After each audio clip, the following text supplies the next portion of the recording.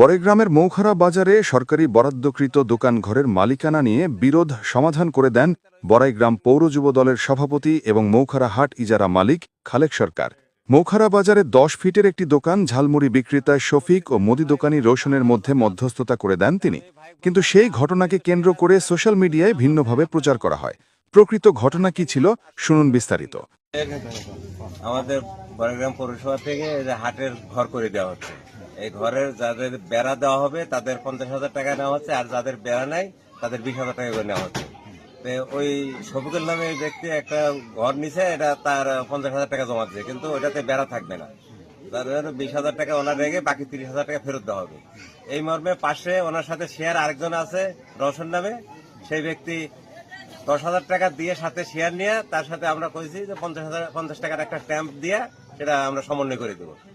এই চুক্তি তার সাথে কথা হয়ে যায়, এখানে চাঁদার কোনো কথা হয়নি।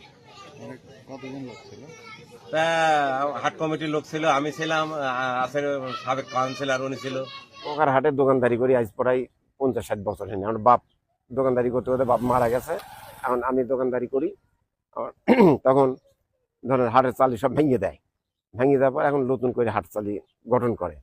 এই গঠন করার পর আমি টাকা দিতে আমার একটু দেরি হয়েছে, মুড়িওয়ালা আগে টাকা দিছে, দিয়ে মুড়িওয়ালার সাথে এই বেলা মানে পড়াই গন্ডগোল হয়।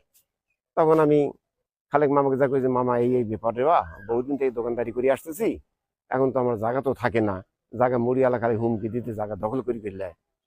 তে খালেক মামা আর কলো কি, তুমি 10,100 টাকা রুবেলেক দিয়ে দেন, ওরা দুইজন কাগজ করিয়ে আপনার জায়গাটা মেক আপ করে দিবি।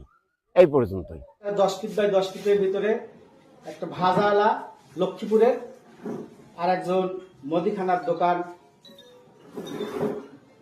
নদজোয়ারের হাসান জাকিজাম, দুইজন দোকানদারের করে 10 ফিটের মধ্যে। ভাজাওয়ালা অলরেডি 50,000 টাকা জমা দিয়েছে 52,000 পৌরসভায় জায়গা গোটায় নেওয়ার জন্য।